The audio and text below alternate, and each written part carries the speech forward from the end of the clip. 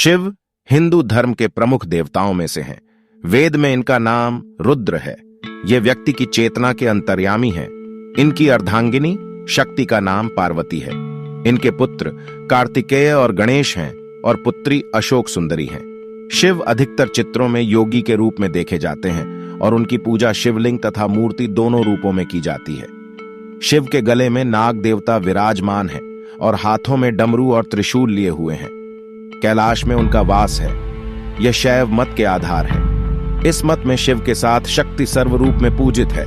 भगवान शिव को संहार का देवता कहा जाता है। भगवान शिव सौम्य आकृति एवं रौद्र रूप दोनों के लिए प्रसिद्ध हैं। अन्य देवों से शिव को अलग माना गया है। सृष्टि की उत्पत्ति, स्थिति एवं संहार के अधिपति शिव ही हैं। त्रिदेवों में भगवान शिव संहार के देवता माने गए हैं। शिव अनादि तथा सृष्टि प्रक्रिया के आदि स्रोत हैं और यह काल महाकाल ही ज्योतिष शास्त्र के आधार है। शिव का अर्थ यद्यपि कल्याणकारी माना गया है, लेकिन वे हमेशा लय एवं प्रलय दोनों को अपने अधीन किए हुए हैं। राम, रावण, शनि, कश्यप ऋषि आदि कई इनके भक्त हुए हैं। शिव सभी को समान दृष्टि से देखते हैं, इसलिए उन्हें महादेव कहा जाता है। शिव में परस्पर विरोधी भावों का सामंजस्य देखने को मिलता है। शिव के मस्तक पर एक ओर चंद्र है तो दूसरी ओर महाविषधर सर्प भी उनके गले का हार है। वे अर्धनारीश्वर होते हुए भी कामजित हैं। गृहस्थ होते हुए भी श्मशानवासी वीतरागी हैं। सौम्य आशुतोष होते हुए भी भयंकर रुद्र हैं। शिव परिवार भी इससे अछूता नहीं है। उनके परिवार में भूत प्रेत, नंदी, सिंह, सर्प, मयूर व मूषक सभी का संभाव देखने को मिलता है। वे स्वयं द्वंद्वों से रहित सह अस्तित्व के महान विचार का परिचायक हैं। ऐसे महाकाल शिव की आराधना का महापर्व है शिवरात्रि। हिंदू धर्म में भगवान शिव को कई नामों से पुकारा जाता है। महादेव, महादेव का अर्थ है महान ईश्वरीय शक्ति। भोलेनाथ, भोलेनाथ का अर्थ है कोमल हृदय, दयालु व आसानी से माफ करने वालों में अग्रणी।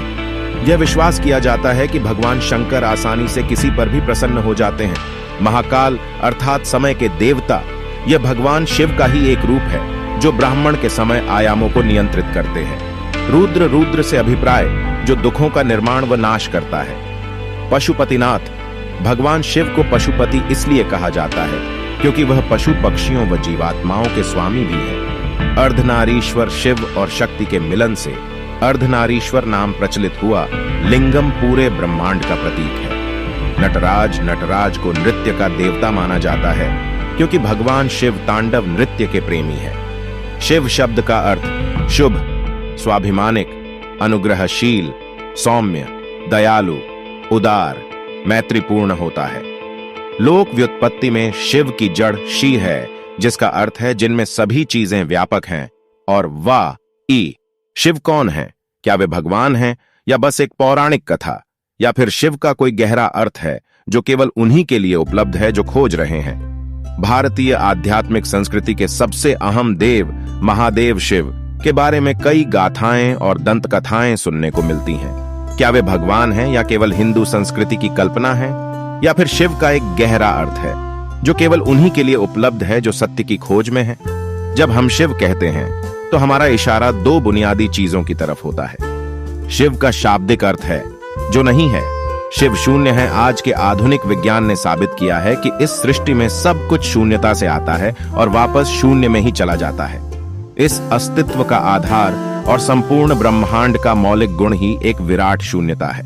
उसमें मौजूद आकाश गंगाएं केवल छोटी मोटी गतिविधियां हैं जो किसी फुहार की तरह हैं। उसके अलावा सब एक खालीपन है जिसे शिव के नाम से जाना जाता है। शिव ही वो गर्भ हैं जिसमें से सब कुछ जन्म लेता है, और वे ही वो गुमनामी हैं जिनमें सब कुछ फिर से समा जाता है। सब कुछ शिव से आता है और फिर से शिव में चला जाता है। तो शिव को अस्तित्वहीन बताया जाता है, एक अस्तित्व की तरह नहीं।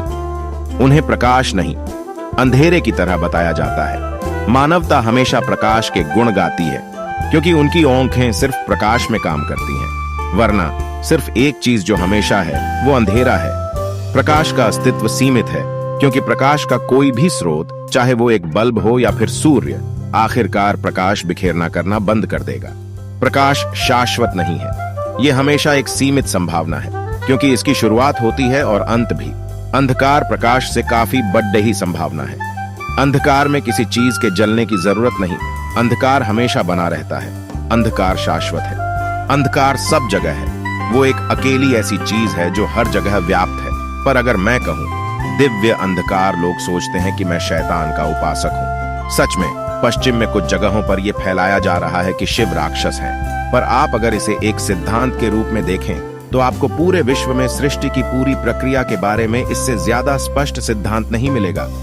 मैं इस बारे में बिना शिव शब्द बोले दुनिया भर के वैज्ञानिकों से बातें करता रहा हूं। वे आश्चर्य से भर उठते हैं, क्या ऐसा है? ये बातें पता थी कब? हमें ये हजारों सालों से पता है। भारत का हर सामान्य आदमी इस बात को अचेतन तरीके से जानता है। वे इसके बारे में बातें करते हैं और वे इसका विज्ञान भी नहीं जानते। दूसरे स्तर पर जब हम शिव कहते हैं तो हम एक विशेष योगी की बात कर रहे होते हैं। वे जो आदि योगी या पहले योगी हैं और जो आदि गुरु या पहले गुरु भी हैं। आज हम जिसे योगिक विज्ञान के रूप में जानते हैं उसके जनक शिव ही हैं। योग का अर्थ